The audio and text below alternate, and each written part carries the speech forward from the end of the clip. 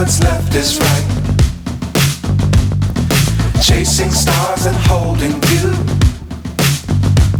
I can't see the end, but we'll see it through.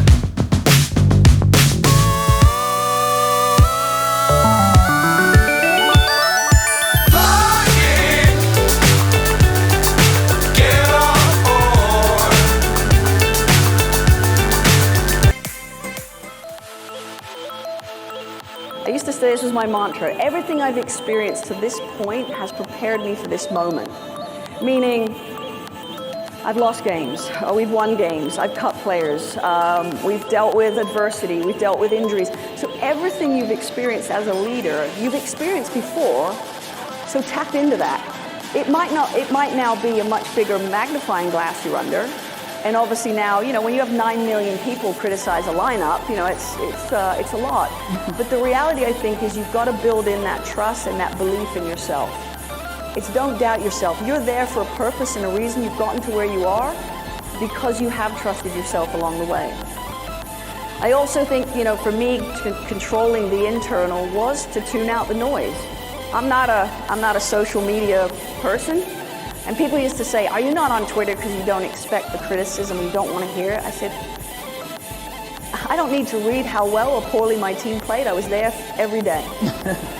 So the opinion of someone respectfully, and this is what you have to remember, and this is what we tell our children, the opinion of someone that has no bearing on your decisions, that has no expertise in what you do, don't listen to that noise. Tune it out. But it was really this about trying to, how do I best manage this myself? The other part, I think externally, I think as leaders we understand that it's almost about getting ahead of things, right? It's controlling that narrative before it happens. It's exploring, examining, and saying, you know what, this is probably going to be this, etc. How do I get ahead of that and shape the narrative? So in 2016, to your point, we had epic failure, and what I decided to do was to completely retool the team. And honestly, if I hadn't won in 15, I wouldn't have been the coach in 17. It would have inevitably been. So part of what I decided to do was to retool this team, and you know this because I guarantee you all do it. First, you go to your bosses and you lay out the plan and you say, listen, this is going to cause stress. We might lose some games. It's going to be hard.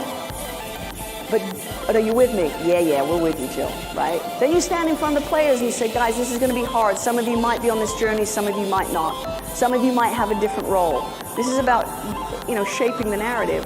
And you say, are you with, you understand? Yes, we got it. But then the reality hits, you lose a few games, you've left some veterans off the roster, and the noise starts. And that's where I think we talk about pressure, is where you really got to dig in and control the internal. Because my father, bless his heart, he's 83, still kicks a soccer ball around. He said to me on the day I was going into coaching, he said, never been a coach until you've been fired. I'm like, oh my God, what a terrible thing to say to me. Point was, and it's the same thing about running for public office and being a public servant, you don't go into this to keep a job, you go into it because of what you believe. What you believe is right.